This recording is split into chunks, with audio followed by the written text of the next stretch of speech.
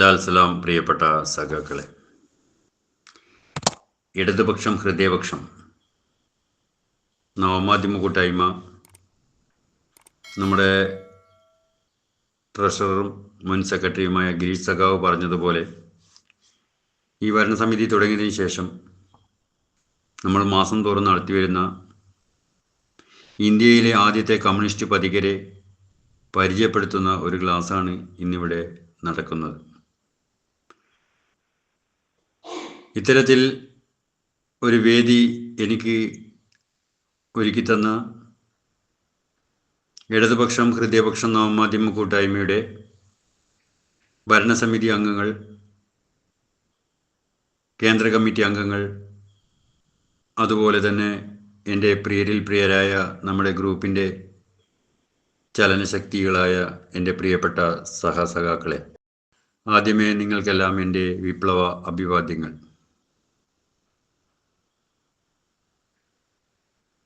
ഞാൻ മുകളിലത്തെ വോയിസിൽ പറഞ്ഞതുപോലെ ഇന്ന് നമ്മളിവിടെ നടത്തുന്നത് ആദ്യകാല കമ്മ്യൂണിസ്റ്റ് പതികരെ കുറിച്ചുള്ള ഒരു പഠന ക്ലാസ്സാണ്. അതിൻ്റെ ഭാഗമായിട്ട് ഇന്ന് നിങ്ങൾക്ക് മുൻപിൽ ഞാൻ പരിചയപ്പെടുത്താൻ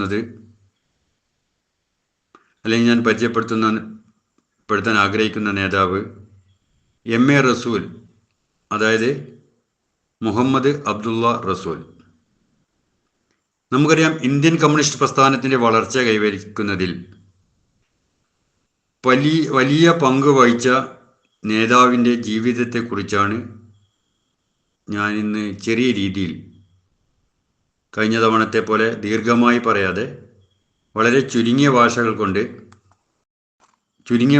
കൊണ്ട് അദ്ദേഹത്തിനെ ഒന്ന് പരിചയപ്പെടുത്താനാണ് ഞാൻ ആഗ്രഹിക്കുന്നത്. അത്തരത്തിൽ ഇന്ത്യൻ കമ്മ്യൂണിസ്റ്റ് പ്രസ്ഥാനത്തെ വളർത്തുന്നതിൽ, അതിൻ്റെ വളർച്ചയ്ക്ക്, ആ പ്രവർത്തനത്തിൽ അതിൽ അദ്ദേഹം നടത്തിയ ഐതിഹാസികമായ പോരാട്ടങ്ങളെക്കുറിച്ച്, അതുപോലെ തന്നെ അദ്ദേഹം എഴുതിയ നിരവധി ഗ്രന്ഥങ്ങളെക്കുറിച്ച്, അതിലുപരി അദ്ദേഹം നടത്തിയ വലിയ കർഷക സമരങ്ങളെക്കുറിച്ച് ഒക്കെയുള്ള ഒരു ചെറിയ ഓർമ്മപ്പെടുത്തലായിട്ട് മാത്രം ഇതിനെ സഖാക്കൾ കണ്ടാൽ മതി.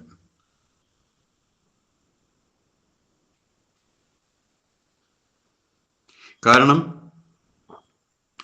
നമ്മളിൽ ഇത് കേൾക്കുന്നവർക്ക് വളരെയേറെ പഠനാർഹമായിട്ടുള്ള ഒരു ക്ലാസ് ആയിരിക്കും എന്നാണ് എൻ്റെ ഒരു എളിയ വിശ്വാസം.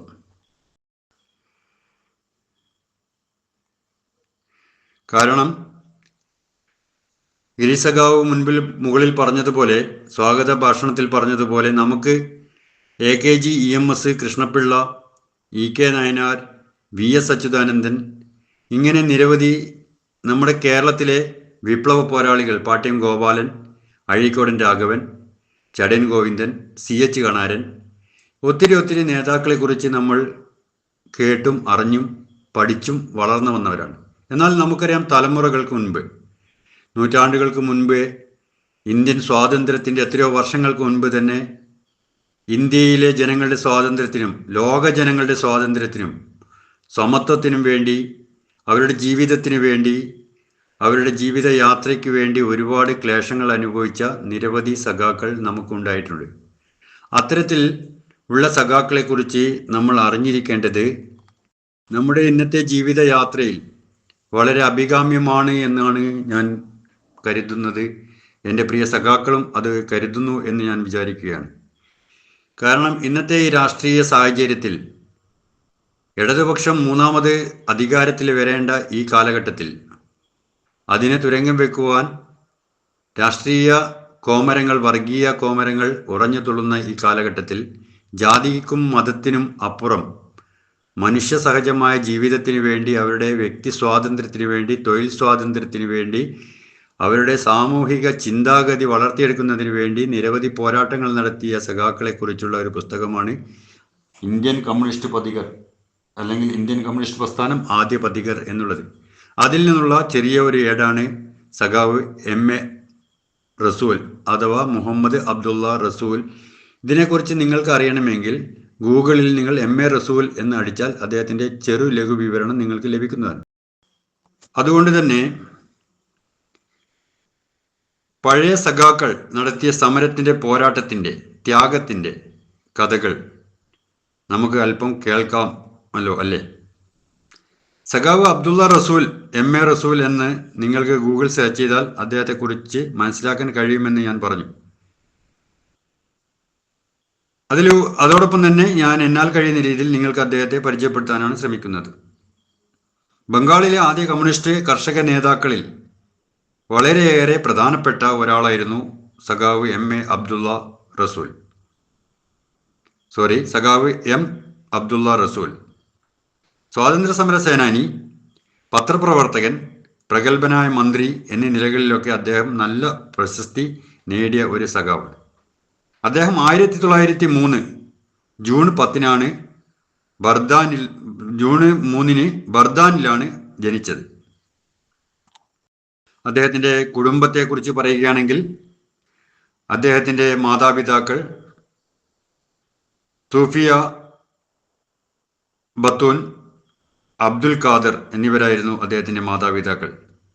അദ്ദേഹത്തിന് സ്കൂൾ ജീവിതത്തിനപ്പുറം ഒരു ഉപരിപഠനം എന്ന രീതിയിൽ വിദ്യാഭ്യാസം തുടരാൻ കഴിഞ്ഞിരുന്നില്ല. അതിനാൽ പിന്നീട് അദ്ദേഹം ചെറിയ ഒരു ഉദ്യോഗമൊക്കെ സ്വീകരിച്ചുകൊണ്ട് തൻ്റെ ജീവിതം ആരംഭിക്കുകയാണ് ഉണ്ടായത്. അങ്ങനെയിരിക്കെ ഇന്ത്യയിൽ ആകമാനം ദേശീയ സമരത്തിൻ്റെ ജ്വാല ശക്തിയായി ആഞ്ഞു വീശിക്കൊണ്ടിരുന്ന കാലഘട്ടം. നിസ്സഹകരണ ഖിലാഫത്ത് പ്രസ്ഥാനങ്ങൾ ഒന്നിച്ച് ബ്രിട്ടീഷ് സാമ്രാജ്യത്വത്തിനെതിരെ അതിശക്തമായി സമരങ്ങളുമായി മുന്നോട്ട് പോകുന്ന ആ കാലഘട്ടം. അതിനാൽ തന്നെ സഖാവിന് ആ പ്രസ്ഥാനത്തിലും താല്പര്യം ജനിക്കുകയുണ്ടായി എന്നാണ് ചരിത്രം പറയുന്നത്. ആ ചരിത്രത്തോടൊപ്പം നമ്മൾ നോക്കുമ്പോൾ നമുക്ക് കാണാൻ കഴിയുന്നത് ആ ദേശീയ സമരത്തിൻ്റെ ഒരു ആവേശം അദ്ദേഹത്തിന് ഉണ്ടായതിൻ്റെ ഭാഗമായി അദ്ദേഹത്തിനുണ്ടായിരുന്ന ചെറിയ ജോലി ഉപേക്ഷിച്ച് തൻ്റെ നാടിൻ്റെ ദേശീയ സമരത്തിൽ തനിക്ക് പങ്കെടുക്കേണ്ടതുണ്ട് എന്നുള്ളത് കൊണ്ട് തന്നെ, അല്ലെങ്കിൽ നമ്മളെ പ്രാർത്ഥനയിലൊക്കെ പറയുന്നത് പോലെ എല്ലാ ഇന്ത്യക്കാരും എൻ്റെ സഹോദരന്മാരാണ്, അവർക്ക് നമ്മുടെ രാജ്യത്തിൻ്റെ ഐക്യത്തിലും അഖണ്ഡതയിലും ഞാൻ എന്നാൽ കഴിയുന്ന രീതിയിൽ എല്ലാവിധത്തിലും പങ്കെടുക്കും എന്ന് പറയുന്നത് പോലെ അദ്ദേഹവും ആ സമരത്തിൻ്റെ അഗ്നികുണ്ഡത്തിലേക്ക് എടുത്തു ചാടുകയാണ് ഉണ്ടായത്. പിന്നീട് അതിനെക്കുറിച്ച് അദ്ദേഹം ഒരു ലേഖനം രചിക്കുകയുണ്ടായി. തൻ്റെ ലേഖനത്തിൽ അത് വിശദീകരിക്കുന്നുണ്ട്. സ്വാതന്ത്ര്യ സമരത്തിൻ്റെ ഭാഗമായി ജനുവരിയിൽ മഹാത്മാഗാന്ധിയും 2 ആലി സഹോദരന്മാരും, അതായത് ഈ ആലി സഹോദരന്മാരെന്ന് പറയുന്നത് മുഹമ്മദ് അലി, ഷൗക്കത്ത് അലി, അതോടൊപ്പം ബംഗാളിന് പുറത്തുള്ള മറ്റ് നേതാക്കളും അന്ന് കൽക്കത്തയിലെത്തുകയും അവിടെ ആ സമരത്തിൻ്റെ ഭാഗമായി പങ്കെടുക്കുകയും ചെയ്തു. അതിൽ പ്രധാനികളായ ആളുകളാണ് ദേശബന്ധു സി ആർ ദാസും ബിപിൻ ചന്ദ്ര പാലും ജിതേന്ദ്ര പാൽ ബനർജിയും ശ്യാം സുന്ദർ ചക്രവർത്തിയും. റവറൻ CF ആൻഡ്രൂസും അന്ന് കൽക്കത്തയിൽ ഉണ്ടായിരുന്നു.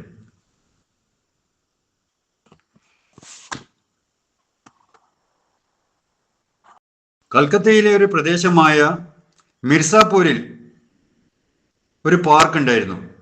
ആ പാർക്കിന്റെ ഇന്നത്തെ പേര് ശ്രദ്ധാനന്ദ പാർക്ക് എന്നാണ്. പിന്നീട് ആ പേരും മാറ്റുമോ എന്നറിയില്ല. കാരണം പല സ്ഥലങ്ങളുടെയും പേരുകൾ BJP RSS അധികാരത്തിൽ വന്നതിന് ശേഷം പല നഗരങ്ങളുടെയും പല സ്ഥാപനങ്ങളുടെയും പല പുരാതന നാമങ്ങളും മാറ്റപ്പെടുകയും പിന്നീട് RSSുമായി ബന്ധപ്പെട്ട് BJPയുമായി ബന്ധപ്പെട്ടവരുടെ പേരിലേക്ക് ആലേഖനം ചെയ്യപ്പെടുകയും മാറ്റപ്പെടുകയും ചെയ്തിട്ടുണ്ട്. അതിനാൽ തന്നെ ആ പാർക്കിന്റെ പേര് ശ്രദ്ധനന്ദ പാർക്ക് എന്നുള്ളത് മാറ്റിയിട്ടുണ്ടോ എന്നുള്ളത് ചരിത്രത്തിൽ ഭാഗമായി രേഖപ്പെടുത്തിയതായി അറിയില്ല. അപ്പോ അവിടെ ഒരു യോഗം വിളിച്ചു കൂട്ടുകയുണ്ടായി. ഈ സ്വാതന്ത്ര്യ സമര പോരാളികളും ദേശീയവാദികളുമായ ആളുകൾ ദേശത്തിന്റെ ആവശ്യങ്ങളുമായി ഉന്നയിച്ചുകൊണ്ട് ഒരു യോഗം വിളിക്കുകയുണ്ടായി. അദ്ദേഹം തന്റെ ലേഖനത്തിൽ തുടരുകയാണ്, ആ യോഗത്തിൽ പങ്കെടുക്കാൻ എൻ്റെ ഗ്രാമത്തിൽ നിന്നും ഞാനും എത്തി എന്ന്. ആ സമയത്ത് എൻ്റെ പരീക്ഷ അടുത്ത് വരികയായിരുന്നു.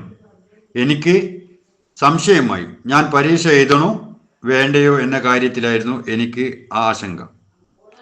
എനിക്ക് രണ്ട് മനസ്സായിരുന്നു. പ്രസിഡൻസി കോളേജിൽ പഠിക്കുന്ന എൻ്റെ മൂത്ത ജ്യേഷ്ഠൻ ഏതാനും മാസം മുമ്പ് തന്നെ ഏതാനും സുഹൃത്തുക്കളോടൊപ്പം പഠിത്തം ഉപേക്ഷിച്ച് അവിടെ നടക്കുന്ന സമര പരിപാടികൾ ഏർപ്പെട്ടിരുന്നു എന്നാണ് അദ്ദേഹം എഴുതുന്നത്. അങ്ങനെ ചില സുഹൃത്തുക്കളോടൊപ്പം ഞങ്ങൾ 2 സഹോദരന്മാർ ഉച്ചയ്ക്ക് 2 മണിക്ക് മുമ്പ് തന്നെ ആ പാർക്കിലെത്തിയിരുന്നു.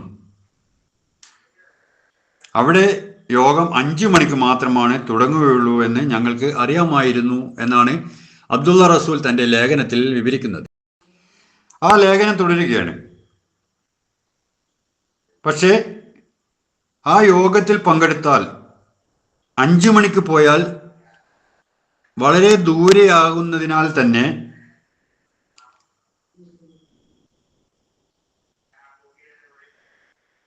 മുന്നിലിരുന്ന് ആ പരിപാടി പൂർണ്ണമായും ശ്രവിക്കണമെങ്കിൽ ഞങ്ങൾ നേരത്തെ എത്തണമായിരുന്നു. അതുകൊണ്ട് തന്നെയാണ് ഞങ്ങൾ 2 മണിക്ക് മുൻപേ അവിടെ എത്തിച്ചേർന്നത് എന്നാണ് മുഹമ്മദ് അബ്ദുള്ള റസൂൽ തൻ്റെ ലേഖനത്തിലൂടെ നമ്മോട് പറയുന്നത്. കാരണം അന്ന് ഇന്നത്തെ പോലെ ഡോൾബി സിസ്റ്റമോ മറ്റ് ഇലക്ട്രോണിക്സ് വലിയ രീതിയിലുള്ള സംവിധാനങ്ങളോ ഉണ്ടായിരുന്നില്ല എന്നുള്ളതും കൂടി നമ്മൾ ഈ സന്ദർഭത്തിൽ ഓർക്കേണ്ടതുണ്ട്. അതിനാൽ തന്നെ പ്രസംഗം മുഴുവനായി കേൾക്കണമെങ്കിൽ വേദിയുടെ ഏറ്റവും മുമ്പിലിരിക്കണമല്ലോ. അതുകൊണ്ടാണ് ഞങ്ങൾ പാർക്കിലേക്ക് നേരത്തെ എത്തിയത്. അതുകൊണ്ടാണ് ഞങ്ങൾ പാർക്കിൽ നേരത്തെ വന്ന് സ്ഥലം പിടിക്കേണ്ടതെന്ന് സഖാവ് പറയുകയാണ്. അന്ന് അവിടെ പ്രസംഗങ്ങളൊക്കെ ഇംഗ്ലീഷിലായിരുന്നതിനാൽ അതിൽ ചിലതൊക്കെ ഞങ്ങൾക്ക് മനസ്സിലായി. എന്നാൽ അത് പൂർണ്ണമായും മനസ്സിലാക്കാൻ കഴിഞ്ഞിരുന്നില്ല എന്നാണ് അദ്ദേഹം പറയുന്നത്. അന്ന് അവിടെ മറ്റു ചില ബംഗാളി ഭാഷയിൽ ചിലർ ബംഗാളി ഭാഷയിലും പ്രസംഗിച്ചിരുന്നു. അത് ഞങ്ങൾക്ക് പൂർണ്ണമായും മനസ്സിലാകാനും ബോധ്യപ്പെടാനും കഴിഞ്ഞിരുന്നു. ഇതിനു പുറമെ യോഗത്തിന്റെ അന്തരീക്ഷം പൂർണ്ണമായ രീതിയിൽ എന്നെ ആകർഷിച്ചിരുന്നതാണ്. അന്ന് അവിടെയുള്ള യോഗത്തിലെ ജനപങ്കാളിത്തം, അതിനുള്ള സംഘാടനം, അതൊക്കെ എന്നെ വല്ലാതെ ആകർഷിച്ചു എന്നാണ് സഖാവ് പറയുന്നത്. ആ യോഗത്തിന് ശേഷം ഏറെക്കുറെ പുതിയൊരു പരിപാടി അവിടെ ആരംഭിച്ചു. നിസ്സഹകരണ പ്രസ്ഥാനം എന്നതുപോലെ തന്നെ വിദേശ വസ്ത്ര ബഹിഷ്കരണം,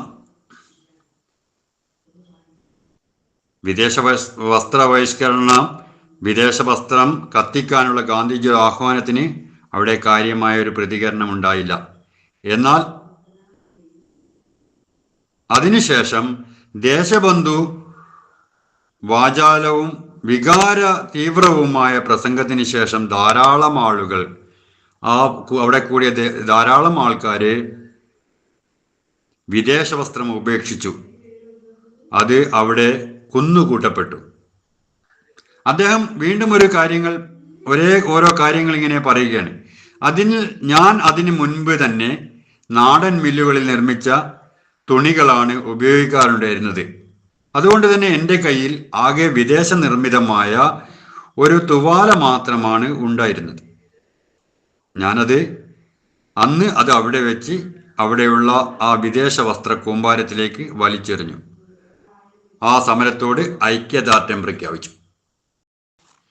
ഈ വിദേശ വസ്ത്രം കത്തിക്കുന്ന പരിപാടി ഉദ്ഘാടനം എന്ന നിലയിൽ മഹാത്മാഗാന്ധി ഒരു വിദേശ വസ്ത്രം എടുത്ത് കത്തിച്ചു. അതിനുശേഷം അവിടെയുള്ള വസ്ത്രം മുഴുവനും എടുത്ത് കത്തിച്ചത് സഖാവ് പറയുകയാണ്, എന്നെ പോലെയുള്ള കുട്ടികളായിരുന്നു വളരെ ആവേശത്തോടെ തന്നെ ഞങ്ങൾ ആ ജോലി നിർവഹിക്കുകയാണ് ഉണ്ടായിരുന്നത്. അതുപോലെ തന്നെ അതോടൊപ്പം തന്നെ സഖാവ് പറഞ്ഞത് തുടരുകയാണ്. 1921 ആണ്ട് മുഴുവനും നടന്ന്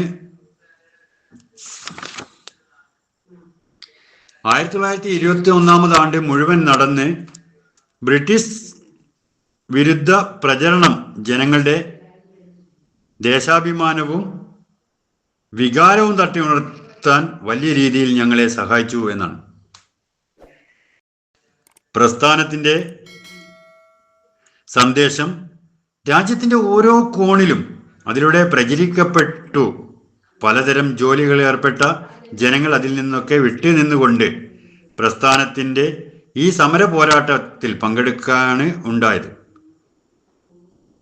വെയിൽസ് രാജകുമാരൻ അന്ന് ബോംബെയിൽ എത്തിയ ആ ദിവസം 1921 നവംബർ 17 അന്ന് ഒരു ബന്ദ് ആചരിക്കുന്നതിന് നിസ്സഹകരണ പ്രസ്ഥാനത്തിൻ്റെ നേതാക്കളും അതുപോലെ തന്നെ ഖിലാഫത്ത് പ്രസ്ഥാനത്തിൻ്റെ നേതാക്കളും ആഹ്വാനം നൽകിയിരുന്നു. രാവിലെ 6 മുതൽ വൈകിട്ട് 3 മണി വരെയായിരുന്നു ബന്ദ് പ്രഖ്യാപിച്ചിരുന്നത്. സഖാവ് മുഹമ്മദ് അബ്ദുള്ള റസൂലും ആ ബന്ദിൽ പങ്കുചേർന്നു. അന്ന് സഖാവ് ഓഫീസിൽ പോയില്ല. തൻ്റെ ചെറിയൊരു ജോലി ഉണ്ടായിരുന്നു, അത് ആ ഓഫീസിൽ പോകാതെ അതിനുശേഷം സർവീസിൽ നിന്നും രാജിവെച്ചതിന് ശേഷം ജ്യേഷ്ഠൻ വഹാജുർ റസൂലും സഖാവും കൂടി ജില്ലാ ഓഫീസുകളിൽ പോയി സത്യാഗ്രഹികളെ പേര് രജിസ്റ്റർ ചെയ്തു. അന്ന് 3 വളണ്ടിയർമാരോടൊപ്പം പ്രതീകാത്മകമായി ഒരു വലിയ ഷീറ്റ്, ഒരു ഖാദി ഷീറ്റുമായി അവർ തെരുവിലേക്ക് ഇറങ്ങി. അന്ന് പക്ഷേ അവരെ നിയമലംഘനത്തിൻ്റെ പേരിൽ പോലീസ് അറസ്റ്റ് ചെയ്തില്ല. അങ്ങനെ വൈകുന്നേരം ആ ഖാദി ഷീറ്റ് ഓഫീസിൽ തിരിച്ചു കൊടുക്കുകയാണ് ചെയ്തത്. എന്നാൽ പിന്നീട് 1921 ഡിസംബർ 16 സഖാവ് അബ്ദുള്ള റസൂലും വഹാജുർ റസൂലും അറസ്റ്റിലായി. അതിനെക്കുറിച്ചും അദ്ദേഹം പറയുന്നത്, ആദ്യം അവർ ഞങ്ങളെ മുച്ചിപ്പാറ റെയിൽവേ സ്റ്റേഷനിലേക്കാണ് കൊണ്ടുപോയത്. അവിടെ നിന്നും ലാൽ ബസാർ റെയിൽവേ സ്റ്റേഷനിലേക്ക് കൊണ്ടുപോയി. ആ രാത്രി പിന്നിട്ടതിന് ശേഷം ബേങ്ഷാൽ കോടതിയിൽ ഞങ്ങളെ ഹാജരാക്കി അഡീഷണൽ പ്രസിഡൻസി മജിസ്ട്രേറ്റ് ഞങ്ങൾക്കെതിരെ ഒരു വിധി പ്രഖ്യാപിച്ചു. അറസ്റ്റിലായ എല്ലാ സത്യാഗ്രഹികൾക്കും 1 മാസത്തെ കഠിന തടവ്. അങ്ങനെ ആ രാത്രി ഞങ്ങൾ പ്രസിഡൻസി ജയിലിലെത്തി. അവിടെ അദ്ദേഹത്തിന് 1 മാസം തടവിലാക്കി. ആ തടവിലായതിനു ശേഷം അദ്ദേഹം ജയിൽ മോചിതനായ ശേഷം അദ്ദേഹം ബർദാനിലേക്ക് പോയി. ആ ബർദാനിലെത്തിയപ്പോൾ അവിടെ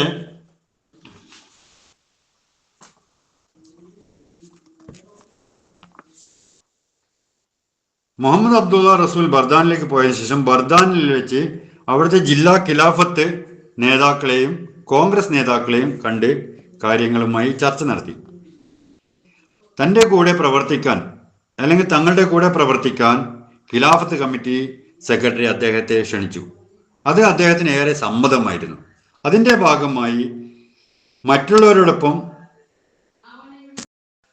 ഭാഗമായി അദ്ദേഹം ആ പ്രസ്ഥാനത്തിൽ ചേരുകയും മറ്റുള്ളവരോടൊപ്പം മേമരി മാർക്കറ്റ് പിക്കറ്റ് ചെയ്യാൻ തുടങ്ങി.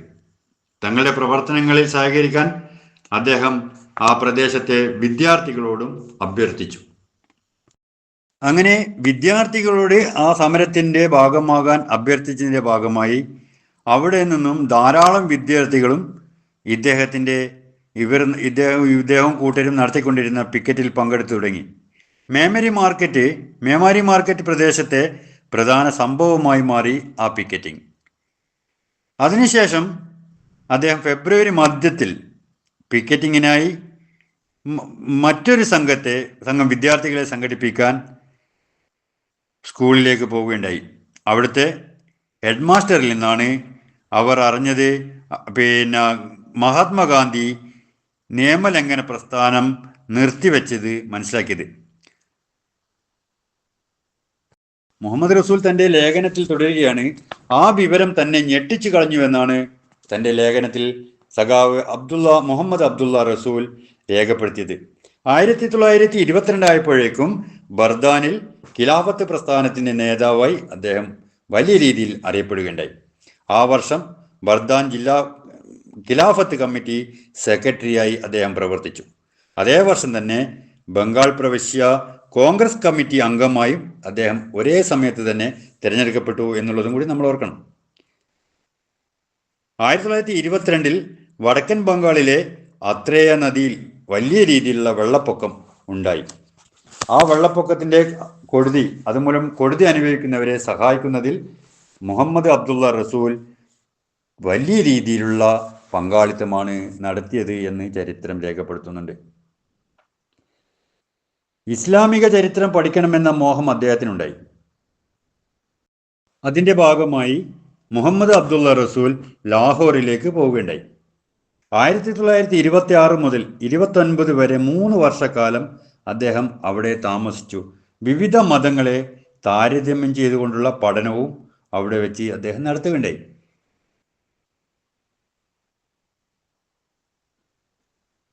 ലാഹോറിൽ താമസിക്കുമ്പോൾ അവിടെ നിന്നും പുറത്തിറങ്ങിയ ഒരു ലൈറ്റിൽ ലേഖനങ്ങൾ അദ്ദേഹം എഴുതി തുടങ്ങി. കൽക്കത്തയിലേക്ക് മടങ്ങിയതിനു ശേഷം ഖാത്തിം എന്ന വാരികയിലും തുടർന്ന് ഒരു ഇംഗ്ലീഷ് ദ്വൈവാരികയായ ദ മുസൽമാനിലും ബോംബെ ക്രോണിക്കിലും ലേഖന എന്ന നിലയിൽ അദ്ദേഹം പ്രവർത്തിച്ചു. 1932 നിയമലംഘന പ്രസ്ഥാനത്തിൽ പങ്കെടുത്ത് അദ്ദേഹം അറസ്റ്റ് വരിച്ച് ജയിലിലായി. അങ്ങനെ അദ്ദേഹം ജയിലിൽ കിടക്കുമ്പോൾ സോഷ്യലിസ്റ്റ് സാഹിത്യവുമായി പരിചയപ്പെടുകയും ആ പരിചയപ്പെട്ടതിൻ്റെ ഭാഗമായി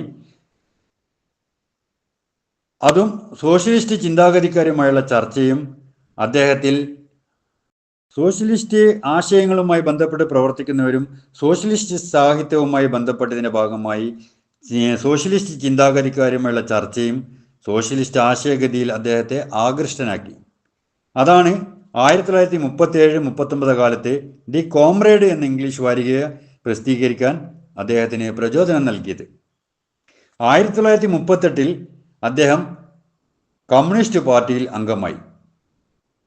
അദ്ദേഹത്തിൻ്റെ കർമ്മനിരതമായ പോരാട്ടവും പ്രവർത്തനങ്ങളും മനസ്സിലാക്കിയ ബംഗാളിലെ സംസ്ഥാന കമ്മിറ്റി അദ്ദേഹത്തെ അടുത്ത വർഷം അദ്ദേഹത്തെ അവിടുത്തെ സംസ്ഥാന കമ്മിറ്റിയിലേക്ക് തിരഞ്ഞെടുക്കുകയുണ്ടായി.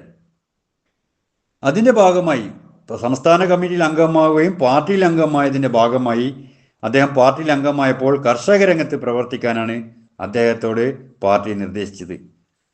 തൻ്റെ പാർട്ടി എന്ത് ഉത്തരവാദിത്തമാണോ തന്നെ ഏൽപ്പിക്കുന്നത്, അല്ലെ തൻ്റെ ജീവിത ആശയങ്ങൾ അത് എന്താണോ അതിനനുസരിച്ച് തൻ്റെ പാർട്ടി തന്നെ ഏൽപ്പിക്കുന്ന ഉത്തരവാദിത്തം അത് അദ്ദേഹം തൻ്റെ മരണം വരെ ആ രംഗത്ത് പ്രവർത്തിച്ചുകൊണ്ട് ആ രാജ്യത്തെ അല്ലെങ്കിൽ ആ രംഗത്തെ പ്രവർത്തന മേഖല രാജ്യത്തെ കർഷക പ്രസ്ഥാനത്തിന് അമൂല്യമായ സംഭാവനകൾ നൽകുകയുണ്ടായി. 1936 നമുക്കറിയാം കിസാൻ സഭയെക്കുറിച്ചൊക്കെ പറയുകയാണെങ്കിൽ നമുക്ക് ഒരുപാട് ഈ അടുത്ത കാലത്ത് തന്നെ ഒരുപാട് കാര്യങ്ങൾ പറയാനുണ്ട്. പക്ഷേ ദീർഘമായി പോകുന്നത് കൊണ്ട് അത്തരം കാര്യങ്ങളിലേക്കൊന്നും ഞാൻ കടക്കാൻ ആഗ്രഹിക്കുന്നില്ല. കാരണം 1936 കിസാൻ സഭയുടെ സ്ഥാപക സമ്മേളനം ലക്നൌവിൽ നടന്നത്. മുഹമ്മദ് അബ്ദുള്ള റസൂൽ ആ സമ്മേളനത്തിൽ പങ്കെടുത്തിരുന്നു. അങ്ങനെ ആ സമ്മേളനത്തിൽ അദ്ദേഹത്തെ അഖിലേന്ത്യാ കിസാൻ സഭയുടെ സ്ഥാപക നേതാക്കളിൽ ഒരാളായി തിരഞ്ഞെടുത്തു. അവിഭക്ത ബംഗാളിലും രാജ്യത്തിൻ്റെ ഇതര ഭാഗങ്ങളിലും കർഷക പ്രസ്ഥാനം കെട്ടിപ്പടുക്കുന്നതിൽ മുഹമ്മദ് അബ്ദുള്ള വലിയ രീതിയിലുള്ള പങ്ക് വഹിച്ചിട്ടുണ്ട് എന്ന് നമുക്ക് ചരിത്രത്തിൻ്റെ ഭാഗമായി മനസ്സിലാക്കാൻ കഴിയും. 1938 കിസാൻ സഭയുടെ ബംഗാൾ പ്രവിശ്യ സെക്രട്ടറിയായി അദ്ദേഹത്തെയാണ് തിരഞ്ഞെടുക്കപ്പെട്ടത്. 1940-41 അഖിലേന്ത്യാ കിസാൻ സഭ ജനറൽ സെക്രട്ടറിയായി അദ്ദേഹത്തെ തിരഞ്ഞെടുത്തു. സംസ്ഥാന തലത്തിലും അഖിലേന്ത്യാ തലത്തിലും ഒരേ സമയം പ്രവർത്തിക്കാൻ ബുദ്ധിമുട്ടാണെന്ന് പറഞ്ഞുകൊണ്ട് അദ്ദേഹം 1941 അഖിലേന്ത്യാ കിസാൻ സഭയുടെ ജനറൽ സെക്രട്ടറി സ്ഥാനത്തിൽ നിന്നും ഒഴിഞ്ഞു മാറുകയാണ് ചെയ്തത്. കാരണം അദ്ദേഹത്തിന് ഏറ്റവും പ്രധാനം തൻ്റെ പ്രദേശത്തെ കർഷകരുടെ കാര്യങ്ങൾ കൂടുതൽ ഊർജ്ജസ്വലമായി നോക്കാൻ 2 ഉത്തരവാദിത്തങ്ങൾ തന്നിൽ അർപ്പിതമാകുമ്പോൾ അത് കൃത്യമായി നിർവഹിക്കാൻ കഴിയില്ല എന്നുള്ള തിരിച്ചറിവ് അദ്ദേഹത്തെ കിസാൻ സഭയുടെ അഖിലേന്ത്യാ ജനറൽ സെക്രട്ടറി സ്ഥാനത്തു നിന്നും ഒഴിയാൻ സ്വമേധയാ തയ്യാറാവുകയാണ് ഉണ്ടായത് എന്നാണ് ചരിത്രം പറയുന്നത്. ഒരു കമ്മ്യൂണിസ്റ്റുകാരൻ ഒരു കാലത്തും അല്ലെങ്കിൽ ഒരു വിപ്ലവകാരി ഒരിക്കലും ഏതെങ്കിലും സ്ഥാനമാനങ്ങളുടെ പിറകെ പോകുന്നതല്ല. തന്നിലേക്ക് ലഭിക്കുന്ന ഉയർന്ന സ്ഥാനങ്ങളെക്കാൾ അതിലും ഉപരി തനിക്ക് തൻ്റെ പ്രദേശത്തുള്ള തൊഴിലാളികളെയും തൊഴിലാളി വർഗത്തെയും സംരക്ഷിക്കേണ്ട ഉത്തരവാദിത്വം ഏറ്റെടുത്തുകൊണ്ട് അദ്ദേഹം സംസ്ഥാന നേതൃത്വത്തിൽ തുടരുകയും അഖിലേന്ത്യാ കിസാൻ സഭയുടെ ജനറൽ സ്ഥാനത്തിന് ഒഴിയുകയുമാണ് ഉണ്ടായത്. അതിനുശേഷം 1939 രണ്ടാം ലോക മഹായുദ്ധം ആരംഭിച്ചു. നമുക്കെല്ലാവർക്കും അറിയാം രണ്ടാം ലോക മഹായുദ്ധത്തിൻ്റെ കെടുതികളും അതിൻ്റെ കൊടുതികളും. അത്തരം വിശദമായ കാര്യങ്ങളിലേക്കൊന്നും ഞാൻ പോകാൻ ആഗ്രഹിക്കുന്നില്ല. യുദ്ധത്തിനെതിരെ ജനങ്ങളെ അണിനിരത്താൻ ശ്രമിച്ചതിനാൽ ഗവൺമെൻറ് കമ്മ്യൂണിസ്റ്റ് പാർട്ടിക്കെതിരെ അതിശക്തമായ നിലപാട് സ്വീകരിച്ചുകൊണ്ട് ആഞ്ഞടിക്കുകയുണ്ടായി. പാർട്ടി നേതാക്കളെ അറസ്റ്റ് ചെയ്യാൻ തുടങ്ങി. അപ്പോൾ മുഹമ്മദ് അബ്ദുള്ള റസൂൽ ഒളിവിൽ പോകേണ്ടുന്ന സാഹചര്യമുണ്ടായി. കാരണം മുഹമ്മദ് അബ്ദുള്ള റസൂലിനെ പോലുള്ള നേതാക്കളെ എവിടെ കണ്ടാലും അറസ്റ്റ് ചെയ്യുമെന്നുള്ളത് ഉറപ്പായിരുന്നു. തൻ്റെ പ്രസ്ഥാനത്തിൻ്റെ നിലനിൽപ്പിന് വേണ്ടി ഏത് ത്യാഗവും സഹിക്കാൻ തയ്യാറാകുന്നവരായിരുന്നു അന്നത്തെ കമ്മ്യൂണിസ്റ്റുകാർ. അന്നത്തെയും ഇന്നത്തെയും എന്നത്തെയും കമ്മ്യൂണിസ്റ്റ് പ്രസ്ഥാനം തൻ്റെ പ്രസ്ഥാനത്തിന് വേണ്ടി എന്ത് ത്യാഗവും സഹിക്കാൻ തയ്യാറായിരുന്നു. അത് ഇന്നത്തെ തലമുറയ്ക്ക് മുൻ തലമുറ വഴികാട്ടികളായിരുന്നു എന്നുള്ളത് നമുക്ക് മനസ്സിലാക്കാൻ കഴിയും.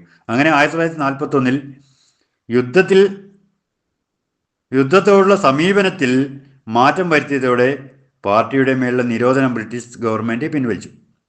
യുദ്ധത്തോടുള്ള നിലപാടിൽ മാറ്റം വരുത്തിയ സാഹചര്യവും കോൺഗ്രസിൻ്റെ നേതൃത്വത്തിൽ ആരംഭിച്ച ക്വിറ്റ് ഇന്ത്യ സമരത്തോടുള്ള പാർട്ടിയുടെ നിലപാടും വിശദീകരിക്കാൻ മൈമൻസിംഗിലേക്ക് അദ്ദേഹം പോവുകയുണ്ടായി. അപ്പോൾ അവിടെ വെച്ച് അദ്ദേഹത്തെ പോലീസ് അറസ്റ്റ് ചെയ്തു. ബോംബെ ഗവൺമെൻറ് നേരത്തെ പുറപ്പെടുവിച്ച വാറണ്ട് പ്രകാരമാണ് റസൂലിനെ അവിടെ വെച്ച് അറസ്റ്റ് ചെയ്യുകയാണ് ഉണ്ടായത്. പ്രിയപ്പെട്ട സഹകളെ, അവിഭക്ത ബംഗാൾ കണ്ട ഏറ്റവും വലിയ കർഷക സമരമായിരുന്നു തേവാഗ സമരം. ഭൂമിയിൽ പണിയെടുക്കുന്നവർക്ക് വിളവിൻ്റെ 2/3 ലഭിക്കണമെന്നാവശ്യപ്പെട്ട് 1946 ഈ സമരം തുടങ്ങിയത്.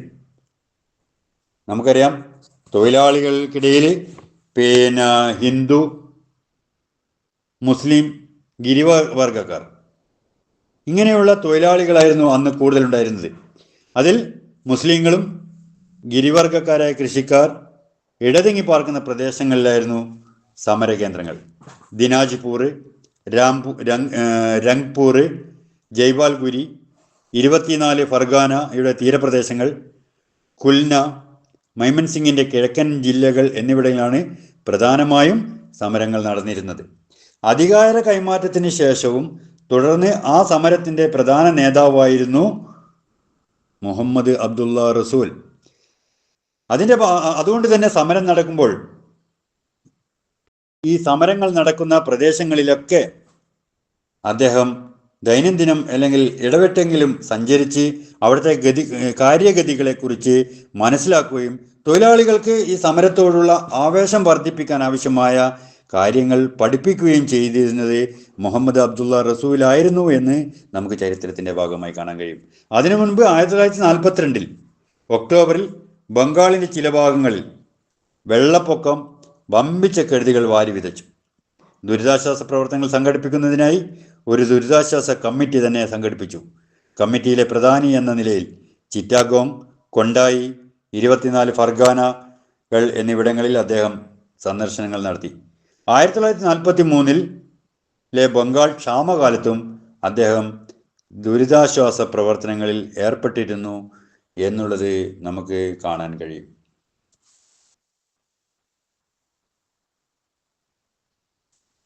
1948 പാർട്ടിയുടെ 2ാം കോൺഗ്രസ് കൽക്കത്തയിൽ നടന്നതിന് ശേഷം കർഷക സമരത്തിന് നേതൃത്വം നൽകാൻ മുഹമ്മദ് അബ്ദുള്ള റസൂൽ റാങ്കൂണിലേക്ക് പോവുകയുണ്ടായി.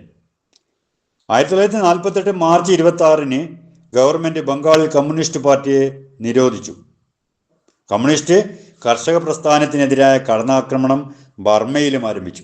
അപ്പോൾ റസൂൽ ചിറ്റാഗോങ് വഴി കൽക്കത്തയിലേക്ക് മടങ്ങി അവിടെ ഒളിവിൽ താമസിച്ചു. ഒളിവിലേക്ക് പോവുകയാണ് ഉണ്ടായത്.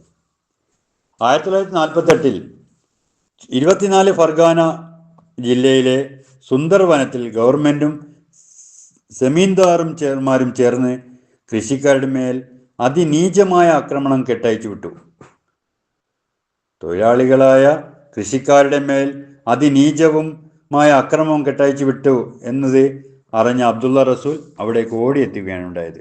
ഒരു വർഷം മുഴുവനും അദ്ദേഹം അവിടെ തൊഴിലാളികളോട് നമ്മുടെ ഗിരിസഖാവ് മുകളിൽ പറഞ്ഞതുപോലെ ഏത് പ്രദേശത്തെ ഏത് അവസ്ഥയിലും തൊഴിലാളികളുടെ സുരക്ഷയ്ക്ക് വേണ്ടി തൻ്റെ സുരക്ഷ പോലും പരിഗണിക്കാതെ തൊഴിലാളികളിൽ വർഗബോധം തൊഴിലാളി വർഗബോധം ഉയർത്തിക്കൊണ്ടുവരുന്നതിൻ്റെ ഭാഗമായി എന്ത് ക്ലേശം സഹിക്കാനും അദ്ദേഹം തയ്യാറായിരുന്നു. അതിൻ്റെ ഭാഗമായിട്ട് അവിടെ ഒരു വർഷം മുഴുവൻ കഴിച്ചുകൂട്ടി കൃഷിക്കാരെ സംഘടിപ്പിച്ചു. അതുകൊണ്ട് തന്നെ അദ്ദേഹത്തിന് ഇത്തരം യാത്രകൾ, ഒട്ടേറെ യാതനകൾ അദ്ദേഹത്തിന് ഈ കാലഘട്ടത്തിൽ അനുഭവിക്കേണ്ടി വന്നിരുന്നു എന്നും ചരിത്രം വളരെ വ്യക്തമായി രേഖപ്പെടുത്തിയതായി നമുക്ക് കാണാൻ കഴിയും. പ്രിയപ്പെട്ട സഖാക്കളെ, 1950 ഢാക്കയിലും കിഴക്കൻ ബംഗാളിൻ്റെ വിവിധ ഭാഗങ്ങളിലും വർഗീയ ലഹളകൾ ആളിപ്പടർന്നു. ആ പ്രദേശത്തെ കമ്മ്യൂണിസ്റ്റ് പാർട്ടിയുടെ ആവശ്യപ്രകാരം സഖാവ് മുഹമ്മദ് അബ്ദുള്ള റസൂൽ തൻ്റെ ദൗത്യ നിയോഗത്തിനായി അങ്ങോട്ട് പോയി. അങ്ങനെ അവിടെ എത്തിയതിനു ശേഷം 6 മാസം കിഴക്കൻ ബംഗാളിലെ ലഹള ബാധിത പ്രദേശങ്ങളിൽ അദ്ദേഹം ചെലവഴിച്ചു. സ്ഥിതിഗതികൾ സാധാരണ നിലയിൽ എത്തിയതിനു ശേഷമാണ് അദ്ദേഹം കൽക്കത്തയിലേക്ക് മടങ്ങിയത്. അതുവരെ അവിടെ അനുഭവിച്ച യാതനകളും ദുരിതങ്ങളും അതൊക്കെ വർണ്ണിച്ച് പറയുകയാണെങ്കിൽ, അല്ലെങ്കിൽ അത് വിശദീകരിച്ച് പറയുകയാണെങ്കിൽ, ആ കാലഘട്ടത്തിലെ ജീവിത ഗതികളും യാതനകളും ഒക്കെ നമുക്കറിയാം. കമ്മ്യൂണിസ്റ്റ് പ്രസ്ഥാനത്തിൻ്റെ നിരവധി നേതാക്കളെക്കുറിച്ച് നമ്മളത് മനസ്സിലാക്കിയിട്ടുണ്ട്. സഖാവ് EMS പൊക്കൻ എന്ന് പറയുന്ന ഒരു താഴ്ന്ന ജാതിക്കാരൻ്റെ കുടിലിൽ ഒളിവിൽ താമസിക്കുകയും ബ്രാഹ്മണനായിരുന്ന സഖാവ് EMS മത്സ്യവും മാംസവും വരെ കഴിച്ചേണ്ടുന്ന ഒരവസ്ഥ നിഷിദ്ധമാണെന്ന് ബ്രാഹ്മണിസത്തിൽ പറയുന്ന മത്സ്യമാംസാദികൾ പോലും കഴിക്കുകയും അത് തൻ്റെ പ്രസ്ഥാനത്തിന് വേണ്ടി താൻ സഹിക്കുന്ന ഒരു കടമ മാത്രമായി യാതനയായി കാണാതെ സ്വീകരിച്ചവരായിരുന്നു കമ്മ്യൂണിസ്റ്റ് പ്രസ്ഥാനത്തിൻ്റെ ആദ്യകാല പതികർ എന്ന് നമ്മൾ തിരിച്ചറിയണം. പ്രിയപ്പെട്ടവരെ, 1951 കരുതൽ തടങ്കൽ നിയമപ്രകാരം കൽക്കത്തയിൽ അദ്ദേഹം വീണ്ടും അറസ്റ്റിലായി. 1952 ഫെബ്രുവരിയിൽ അദ്ദേഹത്തെ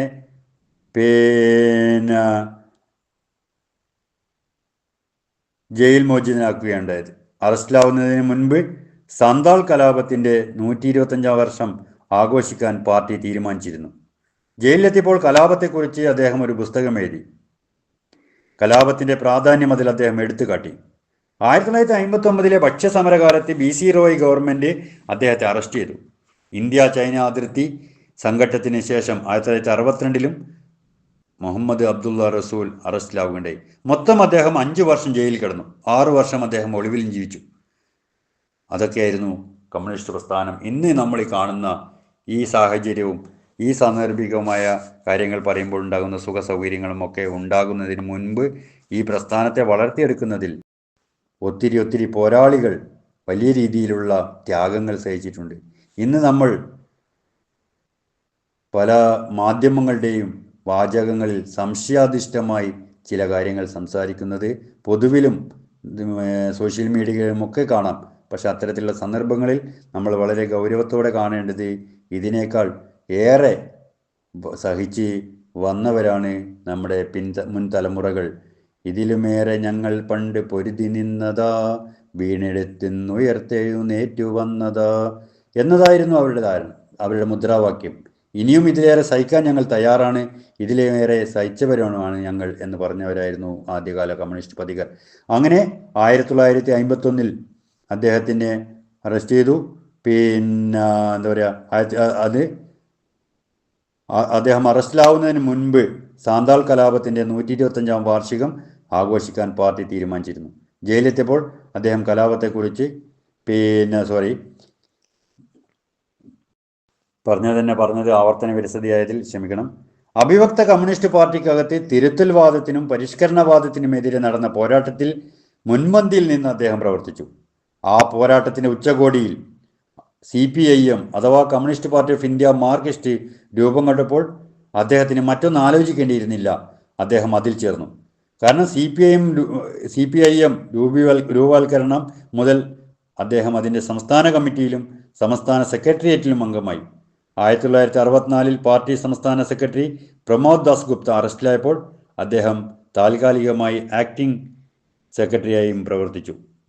മാർക്സിസം ലെനിനിസം ഉയർത്തിപ്പിടിച്ചുകൊണ്ട് നക്സലൈറ്റ് വ്യതിയാനത്തിനെതിരെ പോരാടി. 1982 സംസ്ഥാന കമ്മിറ്റിയിൽ നിന്നും അദ്ദേഹം ഒഴിഞ്ഞു. കേന്ദ്ര കൺട്രോൾ കമ്മീഷൻ ചെയർമാനായും അദ്ദേഹം പ്രവർത്തിച്ചിട്ടുണ്ട് എന്നും നമുക്ക് ചരിത്രത്തിൻ്റെ ഭാഗമായി നമുക്ക് കണ്ടെടുക്കാൻ കഴിയും. 1960 ബംഗാൾ വിധാൻ പരിഷത്തിൽ അദ്ദേഹം അംഗമായി. 1969 രണ്ടാം ഐക്യമുന്നണി ഗവൺമെൻറ്റിൻ്റെ ഭാഗമായി ആ സർക്കാരിൽ അദ്ദേഹം ട്രാൻസ്പോർട്ട് മന്ത്രിയായി പ്രവർത്തിച്ചിട്ടുണ്ട്. കൃതാഹസ്തനായ എഴുത്തുകാരനായിരുന്നു റസൂൽ. അഖിലേന്ത്യാ കിസാൻ സഭയുടെ ചരിത്രം, മാർക്സിസ്റ്റ് അർത്ഥശാസ്ത്രം, എന്താണ് കമ്മ്യൂണിസം, സാന്താൾ കലാപത്തിൻ്റെ അനശ്വര കഥ, സംസ്കാരത്തെപ്പറ്റി എന്നിങ്ങനെയുള്ള കൃതികൾ അദ്ദേഹം രചിച്ചു. ഇവയ്ക്ക് പുറമെ 2 നോവലുകളും അദ്ദേഹം എഴുതിയിട്ടുണ്ടായിരുന്നു. അബാദും പട്ടണത്തിൽ നിന്നും ഗ്രാമത്തിലേക്കും. മരിക്കുന്നതിനും ഏതാനും ദിവസം മുമ്പാണ് രണ്ടാമത്തെ നോവൽ അദ്ദേഹം എഴുതി തീർത്തത്. പ്രിയപ്പെട്ട സഖാക്കളെ, നമ്മുടെ മുഹമ്മദ് അബ്ദുള്ള റസൂലിനെ കുറിച്ച് ഇനിയും ഒരുപാട് കാര്യങ്ങൾ വിശദീകരിക്കുവാനും നമുക്ക് മനസ്സിലാക്കാനുമുണ്ട്. പ്രിയപ്പെട്ട സഖാക്കൾ, അത്തരം സഖാക്കളുടെ ജീവചരിത്രങ്ങൾ വായിച്ച് നമ്മുടെ ഉള്ളിലുള്ള രാഷ്ട്രീയ ബോധവും സാമൂഹിക ബോധവും വളർത്തുന്നതിൽ വലിയ രീതിയിൽ മനസ്സ് കൊടുക്കണം. അതിലൂടെ നമുക്ക് ഒരുപാട് കാര്യങ്ങളെക്കുറിച്ച് മനസ്സിലാക്കാനുണ്ട്. ഇനിയും അത്തരത്തിലുള്ള ഒരുപാട് സഖാക്കളെ നമുക്ക് പരിചയപ്പെടാനുമുണ്ട് എന്നുള്ളത് കൊണ്ട് തന്നെ ഇത്തരത്തിലുള്ള ഒരു ദീർഘമായ ഒരു പ്രഭാഷണമാക്കി മാറ്റാതെ അദ്ദേഹത്തിൻ്റെ മാതൃകായോഗ്യമായ പ്രവർത്തനത്തെക്കുറിച്ച് വിനോയ് ചൗധരി എഴുതിയത് കൂടി ഞാൻ ഇവിടെ ഉദ്ധരിച്ചുകൊണ്ട് ഞാൻ എൻ്റെ വാക്കുകൾ ചുരുക്കുകയാണ്. പ്രിയപ്പെട്ട സഖാക്കളെ, വിനോയ് ചൗധരി പറയുന്നത്, പാർട്ടി അധ്യാപകൻ എന്ന നിലയിൽ ഉജ്ജ്വലമായ പങ്കുവഹിച്ചു മുഹമ്മദ് അബ്ദുള്ള റസൂൽ. അദ്ദേഹം ജില്ലകളിൽ അവിശ്രമം യാത്ര ചെയ്യുകയും കർഷക സമരം സംഘടിപ്പിക്കുകയും ഓണം കുക്കേറ മൂലകളിൽ പോലും, ഞാൻ നേരത്തെ പറഞ്ഞു, ചില സ്ഥലങ്ങളിൽ മാസങ്ങളോളം യാതനകൾ അനുഭവിച്ച് അദ്ദേഹം പ്രസ്ഥാനത്തിൻ്റെ വളർച്ചയ്ക്ക് വേണ്ടി പ്രവർത്തിച്ചിട്ടുണ്ട് എന്നുള്ളത്.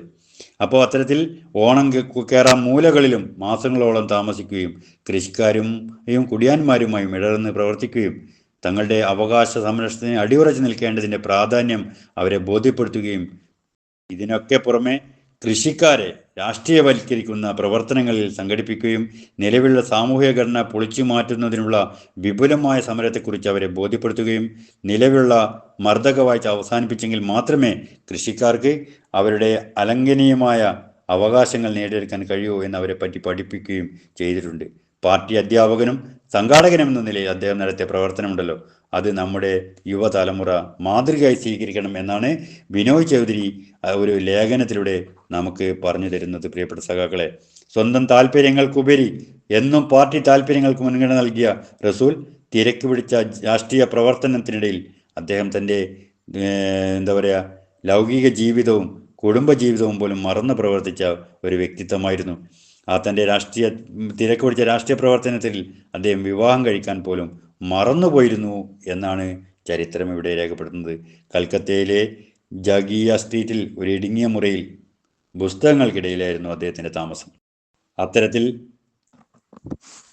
വളരെ ത്യാഗനിർഭലമായ ജീവിതത്തിലൂടെ അവനവന് വേണ്ടിയല്ലാതെ അവരന് വേണ്ടി തൻ്റെ സുഖങ്ങളും തൻ്റെ സന്തോഷവും തൻ്റെ ജീവിതം പോലും ത്യജിച്ച മഹാനായ വിപ്ലവ പോരാളി സഖാവ് മുഹമ്മദ് അബ്ദുള്ള റസൂൽ 1992 നവംബർ 21 നമ്മോട് നമ്മുടെ പ്രസ്ഥാനത്തിലെ വിപ്ലവ പോരാളികളുടെ സഹയാത്രികരിൽ നിന്നും വിട പറഞ്ഞു യാത്രയായി.